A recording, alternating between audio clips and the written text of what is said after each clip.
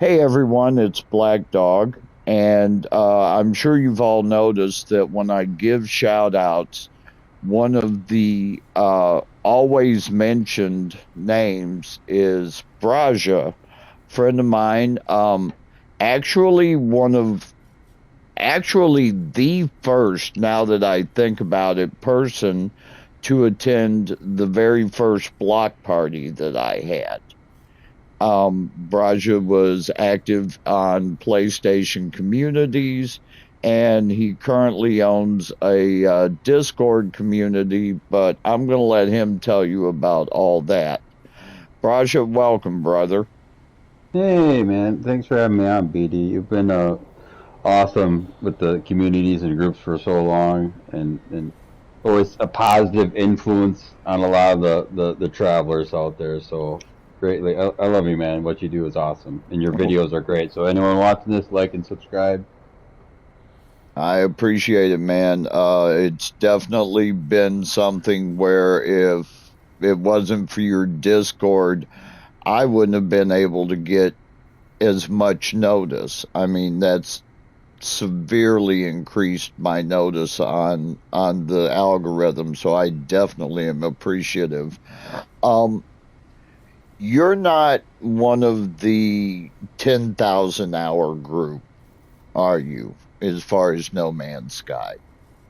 No Man's Sky, no, it's probably it's a kind of a split up one eventually because I've been playing since launch. Like I'm a day one. I'm the one that can get the that actually has the real photonic score and all that. So I pre-ordered. I remember talking to my brothers about it, sharing some videos before launch. I was drinking the Kool-Aid that got tainted and all that, but lived through all that. But it's I'm only more of a like 600 hours maybe on PlayStation and maybe now that it's PS5 and the 60 frames and all its wonder and more of the like 400 or 500 hours on that, not even, I believe. So it's nothing compared to you guys rolling because I play a lot of games. I'm always going here and going there. But I've been playing this. This is probably my number one favorite game all time. It probably always will be because it's the only game I've playing since day one and have been playing on and off since 2016 since it came out. So All it's right. awesome. Well, I wanted to ask you about other games. Like, I know you've been posting to YouTube and to Discord. You've been posting quite a bit of the Prince of Persia game that you've been playing. Right. Have you beaten it yet? I platinumed it. Awesome. so And do you have any games where you would consider yourself a marathon, something like 1,000 hours roughly? actually, probably not because of my geek card that is fully fledged and how many games I play. I don't sink my teeth into anything for any duration because I'm kind of, it's almost like my music in real life or because I played music, I played everything from Mozart to Metallica in actuality. So that's the same thing with my games. I'm like all over the place. So and originally that's how my PlayStation community, which is now defunct, because Sony kind of put the axe on that. But it started off, I think, like this is a long time ago, but with my love of photography and games when it really started to take off in the PS4 era, Hmm. and that's how it came out with some of the Assassin's Creed games back Right. then. And then I just kind of started running, getting inviting people together that like photography, and we'd share photography. And I kind of started a little like a photo.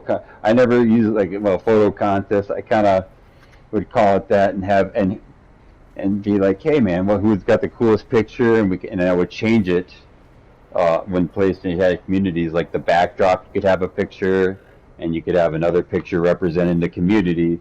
Right. So that's how that started in groups that we would kind of all talk games and share photography, and it started off with some Assassin's Creed, and then then kind of blew up from there. So I'm like, we're doing more than Assassin's Creed. We're doing a lot of No Man's Sky. We're doing a lot of everything. And there's a lot of brilliant.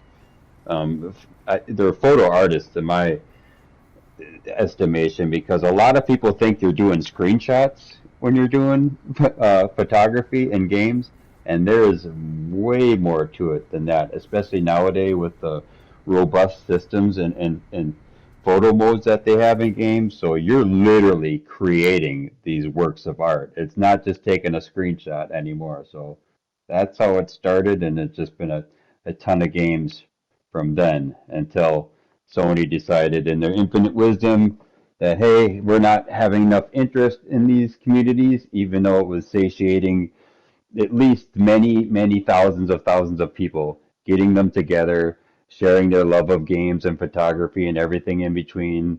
But they were like, hey, we're not getting enough interest on this, so let's just cut them all out. And that's when, like I was talking to you about, where they're kind of make me like, well, why are you doing this? We have a lot of people interested in this, and it's like they're kind of just like, get off my lawn type of thing like that. And like, Sony, you're on my lawn, man. You're kind of pissing me off here. So it's like, so that's when I took up my own kind of, I almost felt like I was trying to keep the band together when the timer was cutting down on communities, and I sent messages to all sorts of folks and saying, well, if they're not going to do communities and support our groups of people that love the games, I'm just going to move to Discord.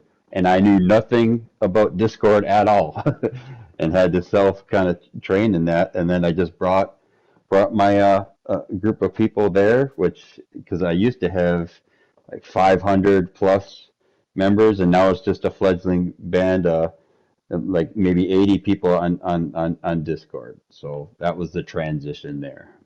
Well, I remember those days quite well because I was active in not only trying to find out, why is Sony taking away this lifeline to the players of all games, not just No Man's Sky. It was a lifeline to everyone.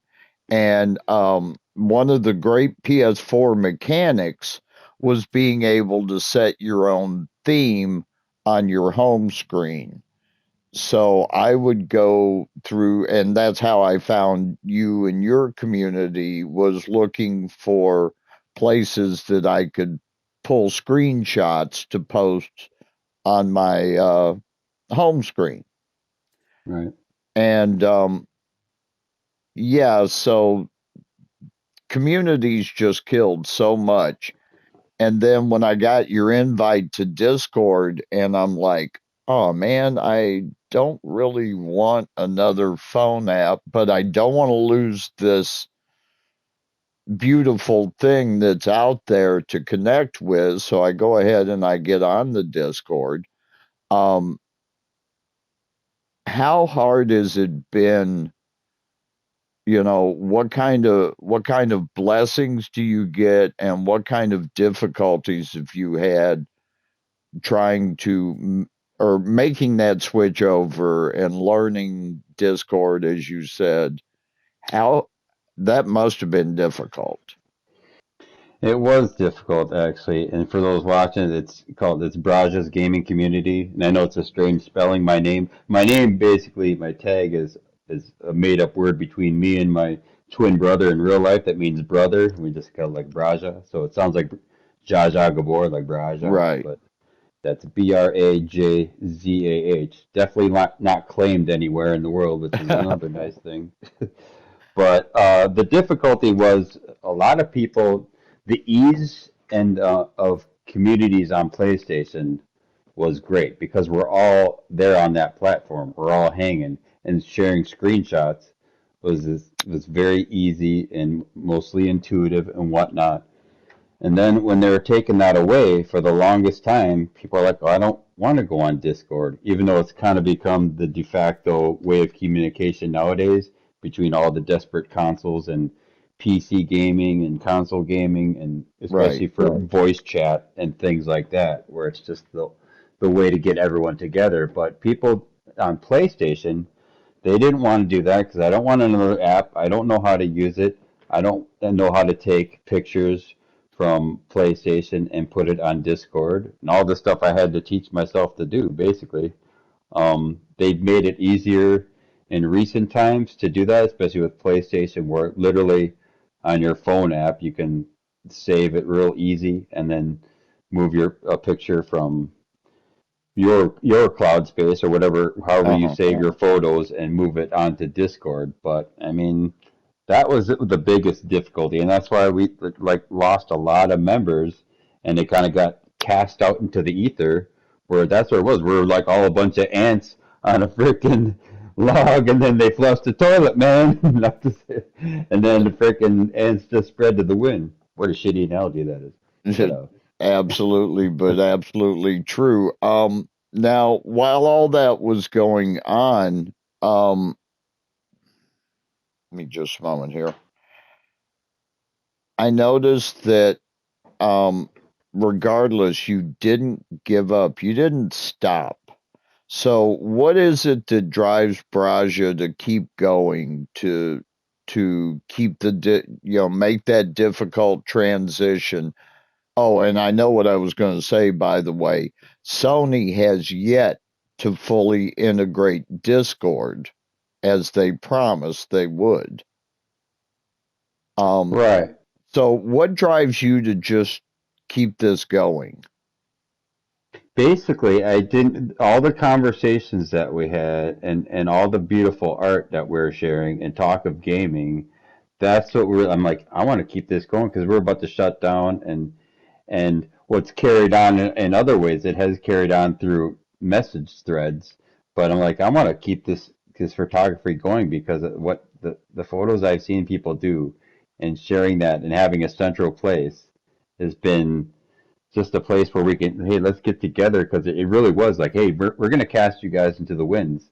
So let's all find a place. It's almost kind of felt like, it just felt like I was building a life raft for members to come afloat. And some people said, like, hey, man, yeah, thanks for doing this. I want to keep this going too and everything. And it shrunk down. But I'm glad it's carried on, which goes to some of the good things on Discord, really is I've been able to cultivate a multifaceted community where before I was dedicated to a lot of photography and talk about gaming and just Brazos gaming community. That's in the forefront. But I got a channel for music. I got a channel for pets and their photos. And you can actually clearly comment to one another and even create threads. And there's all sorts of things you can use. It's compared to the messages that people use the message threads on PlayStation. It's a lot easier to use because I don't know if you've ever been on a message thread with, like my girlfriend has these where you're on a group text message and you got 38 notifications and it's just a long list of people talking down a long line and you're just scrolling and scrolling. On Discord, you don't have that. I mean, you can look at it like that if you choose, but you can just click things and you can answer people directly and you can tag people and you can talk about this picture that you're commenting on. Hey, I'm commenting on this picture and all the emojis and emoticons. On PlayStation messages right now, you can use like 4 or 5. On the Discord one, you can use all the ones that you would on a normal phone and everything. So the ease of use once you make that jump is amazing, but there's so many people that didn't make that jump.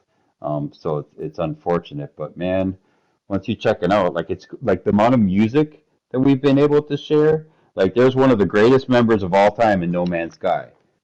Sorry, it's a personal note, but Bearable Boar, No, my buddy absolutely. Gray, who passed BB. away. Yep, BB. He shared brilliant music. One of my long-term friends, and that's the greatest thing about this game. Yeah, we're online friends and everything like that, but we become much more than just the community of people that are helping each other. But Bearable Boar shared some great music over the years. He's passed away now. God bless you, rest your soul, man.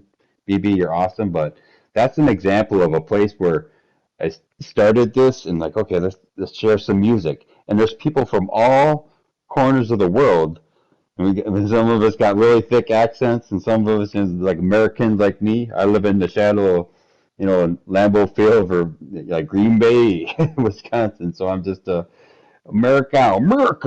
But we're all over America. the world, America. Sharing the music that we're doing and sharing the pictures. I mean, it's good shit. Well, I'm glad you ran down the list on that because I was going to ask you to anyway. And you brought up several things that I want to touch on. One of which was the picture of the week thing that you do currently on Discord. You were doing it on PlayStation. It's such a neat idea that I actually adopted it, not every week, of course, but every so often in my own message thread on PlayStation. Um, I will pick a outstanding photo every so often um, to represent the community image, and of course the pet photos that you have. You and I have both commented on each other's photos there. Right. Um, the music, I haven't really been on that channel a lot, but I have popped in. And yeah, rest in peace, BB. That's all I can say there because that hit our community pretty hard. Right. Um, so, in terms of actual gaming now, not just Discord in the community, but actual gaming. Um, Several of our group, now you're not in the 50 to 60 group like most of us are. Um, you're what I would say you're in the prime of your life. I'm guessing 30s. No, I'm almost getting there. I'm 49 and change, so I'm getting there. Oh, I'm well, just the welcome to the youthful club. version. Well, 49 and clinging. welcome to the club. 5 more years, you're going to know what we mean. Trust me.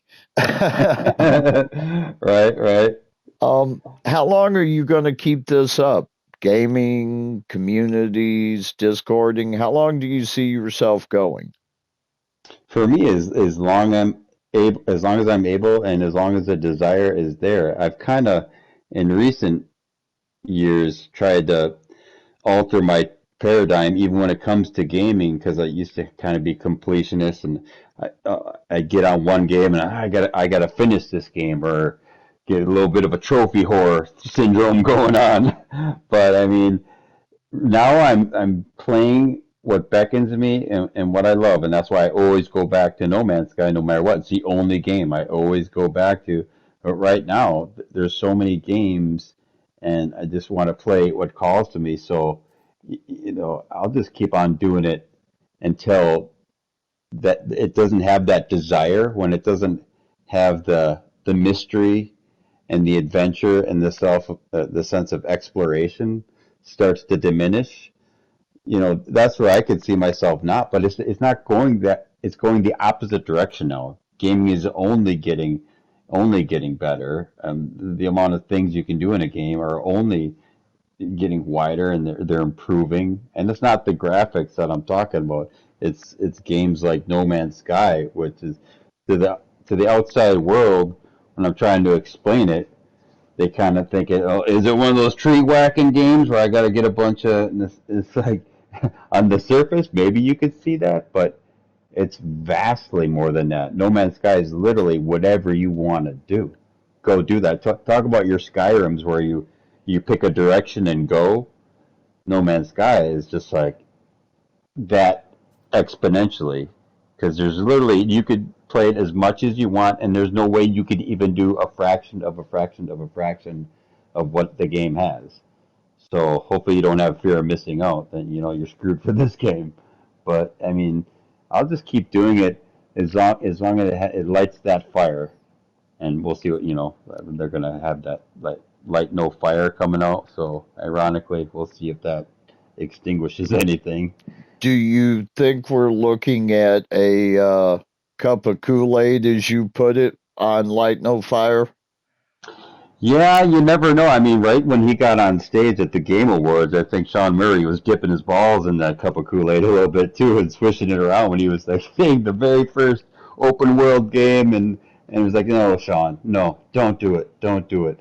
But Y- I what do you think he meant by that, the very first open world game? Because that's sort of a loose cannon statement. You right, know, and I mean, there are a lot of games that are classed as open world. Um, I can't think of many more than No Man's Sky because so far every building or game added feature that I've run into, I've been able to interact with. Uh, some games like Red Dead Redemption, I would consider open world because I have yet to find a boarded up building with no action.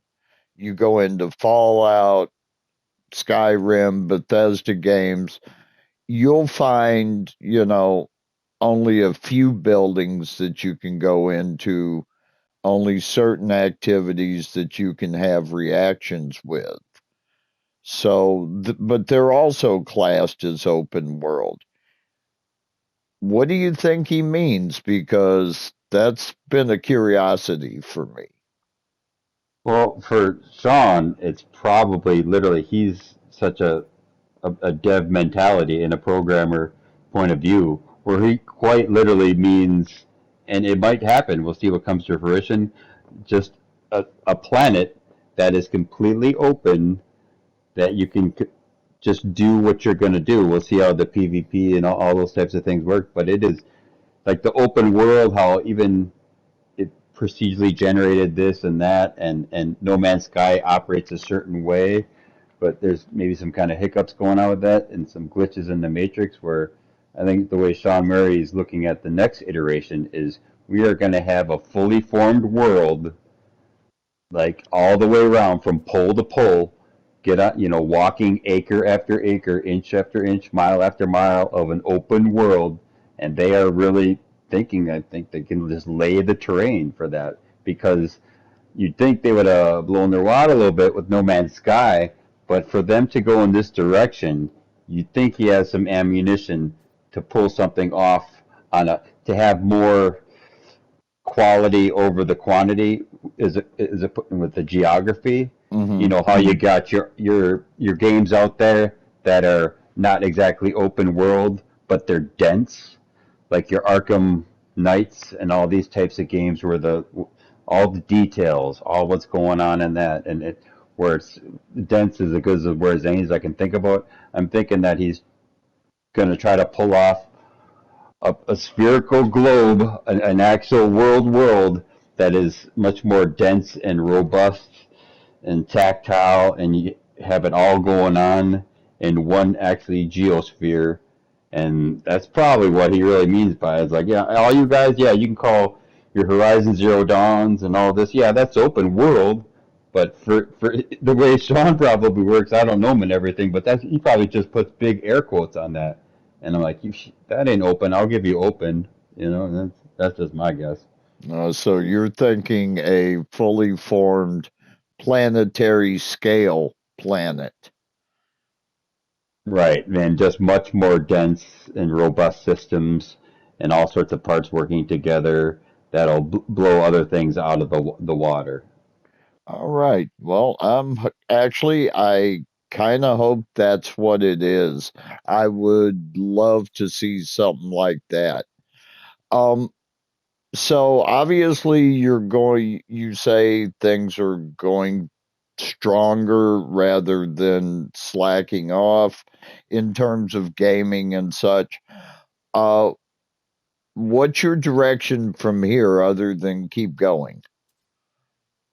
Right, other than keep going, I'm looking to get some, basically, see what the technology has in store to kind of increase the quality of gaming, to go back that much less where the some other things that are going on. So, PlayStation, like the pros coming up around the corner, but I don't know if that's gonna do a bunch of favors. I'm looking for 60 frames no matter what, because No Man's Sky, the biggest thing when you go on PS5 and some of the newer iterations with the 60 frames and all those things, it's a game changer. So basically looking to see what we can expand upon in gaming and photography, and just try to get some more people together, because with the community, I know a lot of others have talked about the community, but No Man's Sky has got one of the best communities besides like Hot Shots Golf back in the day, which again, that went Right. the way of the dinosaur. But these communities, so right now, it's if player content versus game content, and that's player created content, is the interesting thing. And that's where a lot of these games are going. Some of the smart ones. Yeah, there's some great narrative games that I'll love. I love lots. I'm like the buffet of gamer, but the player created content is fascinating, and that's what No Man's Sky can even offer in Oodles, where it's not so much going point A to B, and hey, let me follow the glowing dot on the sky, like on the Lab Rat. It's making your own gameplay, where you can tell your buddies, like, I can't believe this happened because Joey did this with Susie, and which caused this to happen, which you can't program. And that's what the direction gaming, a lot of games are trying to go to and harness that. So that's what I'm interested in doing some more stuff like that, and just cultivating Brazos gaming community where we can get some more interactions going on and some more sharing, and yeah, and the message of the everybody's No Man's Sky on PSN is great too. If you guys haven't been involved, that one's awesome. All right, great. And you bring up a very specific point, and one that I've talked about a time or two, although not here, uh, and that is player created content. Um, what's your I want to know what your feeling is on two things. First is a lot of people, and myself included, I'm don't really like the fact that the modding community, who and this is my windmill to tilt, especially with Bethesda games, where a game is released half baked and it's expected for a unpaid, unappreciated, unmentioned modding community to make the game playable.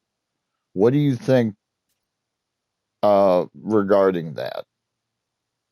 Well, in today's day and age, it's gotten out of hand, the game, how game states are released. But the only reason that that's still happening is the way the wallet works. We open up our wallets and we pay for these, and we keep doing it over and over again. And this, they keep kind of putting, because they have to beat these quarterly things, and we got to get this game out now. Budgets are ballooning way out of control. They have to get this out, but there's a lot of feature creep that happens in games, and it's just getting to the point where there is no such thing as launching a finished product. Like people that are old enough to remember, like me and you, where games would come out and they didn't have the ability to patch them. They couldn't fix that flat tire out of the shop. Way back with the Nintendo games, which, whether it's Super Mario or whatnot, those games shipped.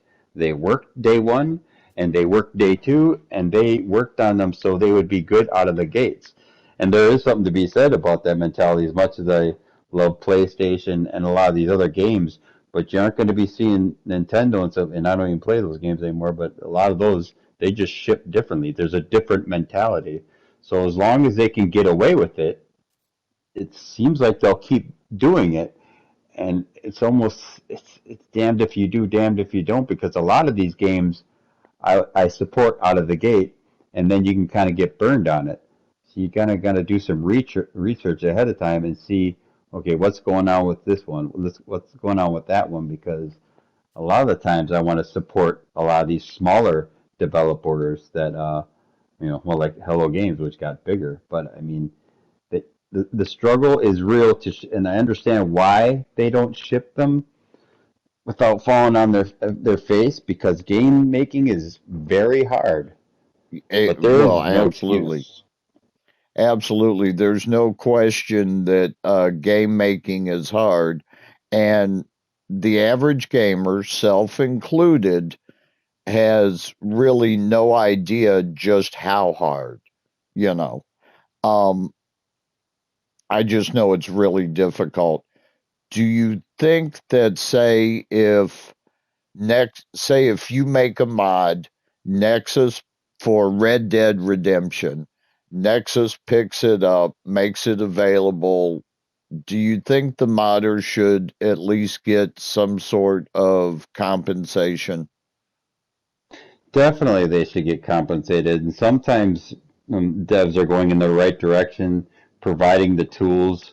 But again, they're almost the game designs are changing, where we're doing the beta testing for free with all these early access, where we're doing these prolonged early access, which gets the some of the modders can change later. But the modders, they're a great group of people. These people that are doing this, so they should be compensated for that. And that's where some of these Bethesda tactics that have happened in recent times, where they're trying to take a bite out of their hard work and everything. I Right. mean, that's just not right. So again, the more we shine a flashlight on what's going on, these people and the more people are talking about this because information gets out there, there can be something done about it. But the unfortunate reality is that a lot of gamers are not aware of it. There's a lot of people that are just forking over the money, and their moms are buying games for them. The younger generation,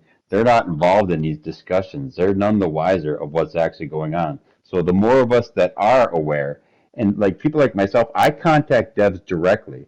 Just like PlayStation contacted me and say, "Hey, want to get a PS5? We'll get you one," and do these types of things. When something's going wrong with your modding or the way they're getting paid or the way your game is shipped with all the glitches, things not working, no matter what it is, don't sit on your hands. Contact your developer. Get on those Reddit threads, whatever it takes, because those guys, they do read that. And it just, you can't be complacent in this day and age. You got to talk about it. Vote with your wallet and all that kind of stuff. You can make a change. It's just more of us got to be loud about it. We got to crank up the volume. Put a little heat on these devs. All right. I absolutely agree. And one more quick one. AI, artificial intelligence. Some people love it, some people don't. I'm in the second camp. I don't like things that are supposedly smarter than I am. Hmm. People, that's one thing, but items should not be intelligent. That bothers me. Uh, do you think that AI is going to make gaming better? Well, that's a double-edged sword, and there's the realistic way to look at things, and there's everything in between. My initial reaction is anti-AI, but then again, my other side of my brain takes over and says, okay, this is a reality.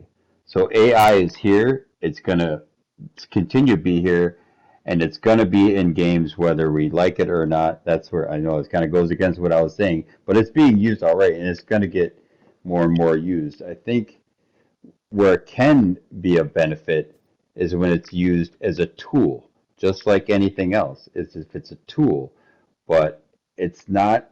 It shouldn't be just laid back upon to do the work for you. That's why I don't even know people talk about AI art and all this kind of stuff. It's like you're not doing any art here, buddy. You might think you are, but you're not. You're just entering things and the ones and zeros can figure things out. But I think it can be used with some NPC dialogue to have it be organic and not repetitive, and not like, I'm sure, like Dragon's Dogma is coming out and there's going to be, wolves don't like fire and all that Yeah. over and over. But they can make it more organic where it's not so repetitive in nature. How AI is already used in graphics tools when it comes to geography and how things are made and how they're laid out. Even thumbnails in YouTube videos and everything else. AI is used in that. It's here to stay. It's only going to get more, but we can use it creatively and not use it as lazy. And that's where I would like to see the innovation take place, to use that just as a better mousetrap and a better pen to use, better paintbrush, that type of thing, and not to fall back on it, because people are going to embarrass themselves a little bit. But that being said, the technology is going to expand where they're going to put stuff out, whether it's a miniature game or whatever it's going to be, and we're going to find out afterwards that, hey, this was AI created all of it. And it's scary times, man, because another thing is it's going to end up putting people out of work.